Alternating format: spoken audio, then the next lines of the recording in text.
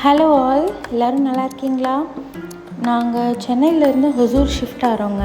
அதுக்கு Agarwal bakers and மூவர்ஸில் தான் book பண்ணியிருந்தோம். ஸோ அவங்களோட இந்த பேக்கிங் எக்ஸ்பீரியன்ஸ் எப்படி இருந்தது, அவங்க எப்படி எல்லாத்தையும் பேக் பண்ணாங்க, அதை பற்றி ஷேர் பண்ணிக்க தான் இந்த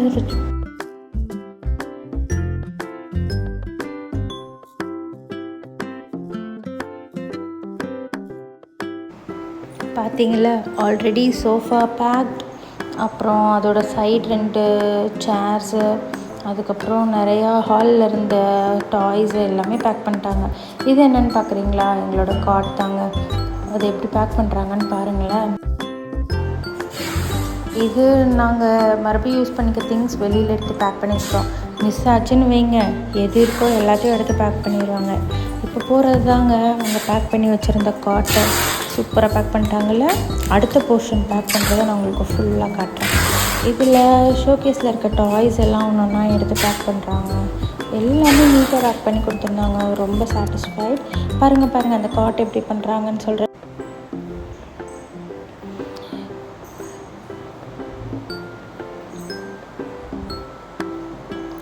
நீட்டாக கார்ட்போர்ட்ஸில் ஃபுல்லாக கவர் பண்ணிட்டாங்க. அந்த ஃபுட் போர்ஷன் சைடு எல்லாமே கார்ட்போர்டில் நீட்டாக கவர் பண்ணி அதை வந்து ஃபுல்லாக டேப் அடித்து அவங்க எத்தனை ரோல் யூஸ் பண்ணியிருப்பாங்கன்னு அளவே இல்லைங்க.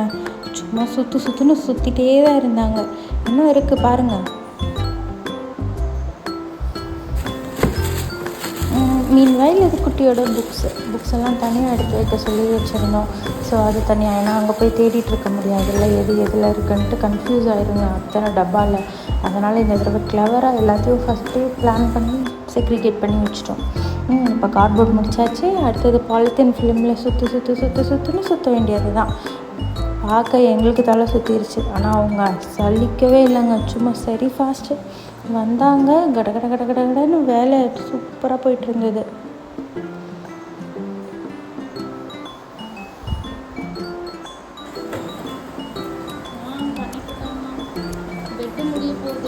இது அடுத்த எக்ஸ்ட்ரீமுங்க. ஏதாவது உடையிற மாதிரி டாய்ஸு இல்லை க்ளேயில் இருக்கிற ஐட்டம் எல்லாத்தையும் ஒவ்வொன்றா இந்த மாதிரி டேமேஜ் ஆகாமல் ஃபுல்லாக ரேப் பண்ணி ஒட்டி, இந்த மனுஷனுக்கு இவ்வளோ பொறுமை எங்கேருந்து தான் வந்ததோ, பொறுப்பாக உட்காந்து ஒன்று விடலை, எல்லாத்தையும் எடுத்து சுற்றி ஒட்டி அதை எடுத்து அழகாக வச்சிட்ருக்காரு. இல்லை அவங்க பேக் பண்ணுறாங்க, நீங்கள் என்ன பண்ணுறீங்க? இவரை பார்த்தீங்களா? இதெல்லாம் ரொம்ப குடும்பச்சா இல்லையா? அவங்களே நான் அங்கே போய் பிரிக்கிறது கடமை உணர்ச்சிக்கு ஒரு அளவு இல்லாமல் போயிட்டுருக்குங்க தம்பி. அங்கே ரிசீவ் பண்ண அவர் மட்டும்தான் இருப்பாருங்க. ஸோ கன்ஃபியூஸ் ஆகிடுவோமோன்னு ஒரு டென்ஷன் அவருக்கு. அதனால் ஒவ்வொன்றுக்கு ஒரு தடவைக்கு 2 தடவை எல்லாத்தையுமே டபுள் செக் பண்ணிகிட்டே இருந்தார். இந்த மனுஷன் ஓய மாட்டார். இவருக்குன்னே இந்த வேலையை ஒதுக்கிட்டாங்க போலங்க. சொன்ன மாதிரி மற்றவங்க எல்லாம் ஒவ்வொருத்தரும் ஒன்று பண்ணாங்க. ஆனால் இவர் இந்த உடைஞ்சு போகிற மாதிரி ஃப்ரெஜைலாக இருக்க ப்ராடக்ட்ஸை வந்து நீட்டாக ரேப் பண்ணி ஒட்டி இந்த வேலையை தான் இவர் மேஜராக பார்த்தாரு. மீதி எல்லோரும் அது இதுன்னு எழுத்து போட்டுட்டு இருந்தால் இவர் இதே தான்.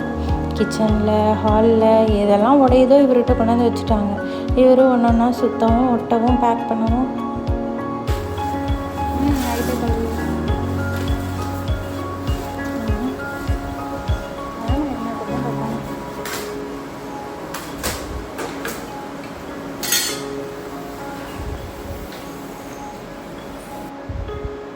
இது எங்களோட காஃபி டேபிள். இது எப்படி பேக் பண்ணுறாங்க பாருங்களேன். அடியில் ஒரு கார்ட்போர்ட், மேலே அந்த டேமேஜ் ஆகாமல் இருக்கிறதுக்காக பபிள் ரேப் மாதிரி இருக்க ஒரு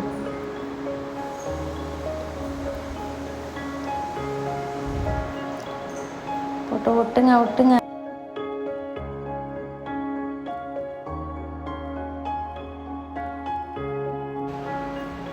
அது போட்டு ஒட்டி இப்போ மேலே திரும்ப கார்ட்போர்ட் போட்டு ஒட்டி அதை சீல் பண்ணிவிட்டு இதோடு முடிக்க மாட்டாங்க. இதுக்கு மேலே அதே அந்த பாலித்தீன் ஃபிலிம் வச்சும் ஃபுல்லாக ரேப் பண்ணி நீட்டாக பண்ணிட்டாங்க.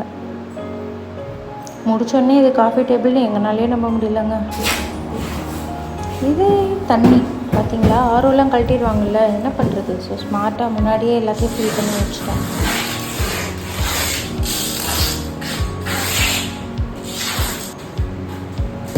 பார்த்திங்கள தலைவர், இது என்னன்னு தெரியுதா? அதே காஃபி டேபிள் தான். எங்களாலே கண்டுபிடிக்க முடியல. நல்ல வேலை என் ஹஸ்பண்ட் ஃப்ளவராக முன்னாடியே எழுதி வைக்கிறதுக்கு பிளான் பண்ணார். இல்லைன்னா பிரித்தா தான் தெரியும் சர்ப்ரைஸ்னு. அதோட ஷேப்பே மாறி போச்சுங்க. எல்லாமே இப்படி தான். இது மட்டும் இல்லை, என்னோடய ஆஃபீஸ் டேபிளில் பார்த்தா அது வேறு மாதிரி இருக்குது, சாமி ஸ்டாண்டு பார்த்தா அது வேறு மாதிரி இருக்குது. எல்லாம் அட்டை அது இதுன்னு சுற்றி அதோடய ஃபைனல் ப்ராடக்டோட ஷேப்பு டிஃப்ரெண்ட்டாக தெரியுது.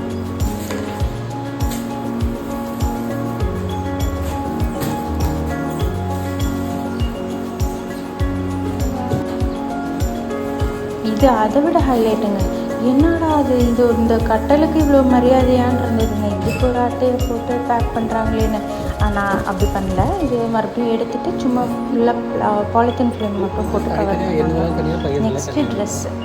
ஒவ்வொருத்தர் ட்ரெஸ்ஸும் தனித்தனியாக நம்ம பக்கத்தில் இருந்து சொல்லிட்டோம் அப்படின்னா அதுக்கேற்ற மாதிரி கரெக்டாக ஒவ்வொருத்தரும் தனித்தனியாக பேக் பண்ணி கொடுத்துட்றாங்க. நம்ம இல்லைன்னா அவங்களுக்கு எப்படி தெரியும், அவங்கள ப்ளேம் பண்ண முடியாது இல்லையா. அவங்க எல்லாம் ஒன்றா பாக்ஸ்க்கு அளவாக பேக் பண்ணிடுவாங்க. பட் அவங்க கார்ட்போர்ட் பாக்ஸை ரீயூஸும் பண்ணாங்க. அது பரவாயில்ல, அட்வைசபிள் தான். ஏன்னா இதுக்கு நம்ம நிறையா பேப்பர் வேஸ்ட் பண்ண வேணாம்ல. நல்ல கண்டிஷனில் இருக்க கார்ட்போர்ட்ஸ் ரீயூஸ் பண்ணுறது நல்ல ஐடியா தான்.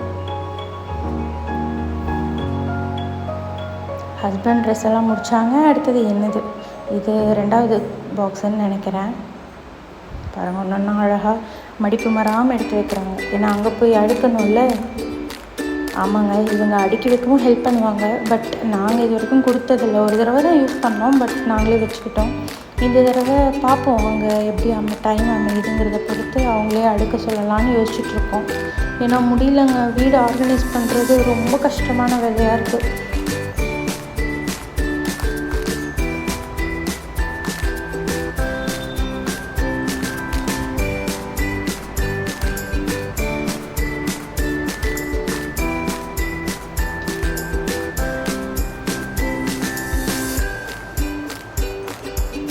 என் ட்ரெஸ் எல்லாம் முடிச்சிச்சு.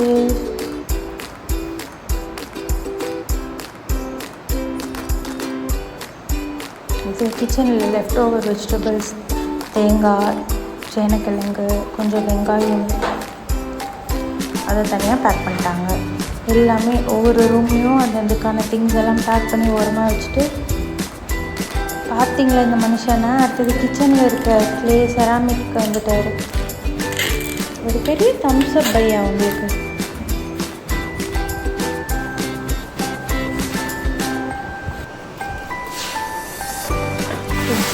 கண்ணு முடிக்கோங்க. எனக்கே கேவலமாக தான் இருந்தது. ஒன்றா எடுத்ததுக்கப்புறம் தான் ஃப்ரிட்ஜோட அழகே தெரிஞ்சுது.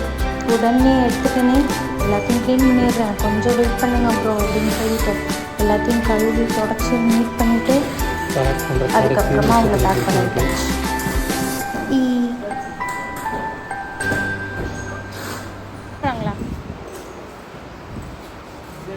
வெளியிலேருந்து வர வேண்டாம். இது இந்த கட்டில். அடுத்தது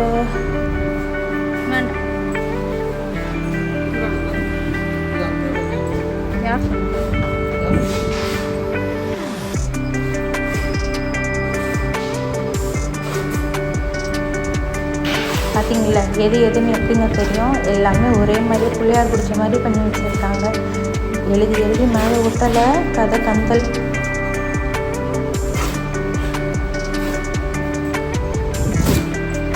ஆனால் நல்லா லேபிள் பண்ணுறாங்க. மறுபடியும் நம்ம எழுதி வச்சது ஒரு சைடு, நம்ம கார்ட்போர்ட்லேயே எழுதிட்டோம். அவங்க ஒரு லேபிள் போட்டு ஒவ்வொன்றும் என்னென்ன இருக்குது அப்படிங்கிறத நீட்டாக எழுதி நம்ம கையிலையும் ஒரு ஹேண்ட்ஸ் ஒர்க் கொடுத்துட்றாங்க. பட் அதில் அவ்வளோ டீட்டெயில்டாக இருக்காது. பெட்ரூம் 1, பெட்ரூம் 2 அந்த மாதிரி சும்மா ரஃப்பாக ஒரு மென்ஷன் பண்ணி கொடுத்துருவாங்க.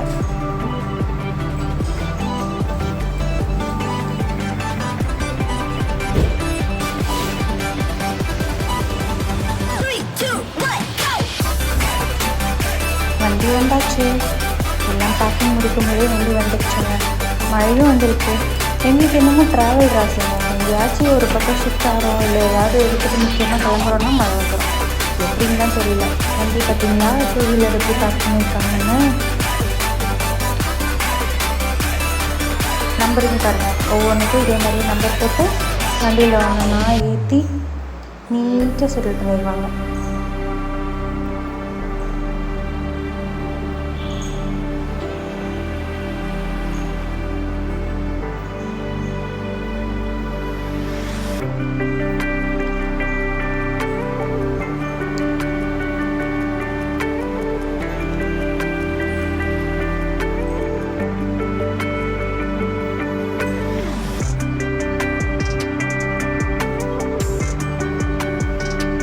வண்டி ஃபுல்லாக நிறைஞ்சிருச்சுங்க. எல்லா திங்ஸும் இவங்க இல்லைன்னா எப்படி பேக் பண்ணி எப்படி நாங்கள் எல்லாம் கொண்டு போவோமோ, ரொம்ப கஷ்டம்தான். ஊரில் பக்கத்துலேயே சித்தப்பா, பெரியப்பா, மாமா, அண்ணானே யாரையாவது ஹெல்ப்புக்கு கூப்பிடலாம். இங்கே நம்ம ஒர்க்குக்காக வேறு ஊரில் இருக்கோம், நம்மளுக்கு வேறு ஆப்ஷன் இல்லை இல்லைங்களா, யாரையும் ட்ரபிள் பண்ண முடியாது. அவ்வளோதான், ஃபுல்லாக பேக் பண்ணி லாக் பண்ணிட்டாங்க.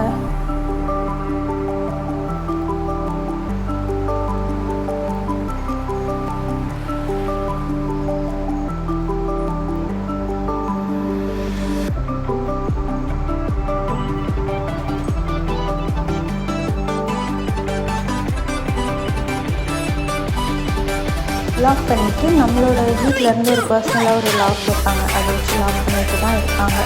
பை சென்னை, மிஸ் பண்ணிட்டோங்க சென்னையை. பட் என்ன பண்ணுறது, ஒரு தூரம் பிடிக்குந்தான். பாய்.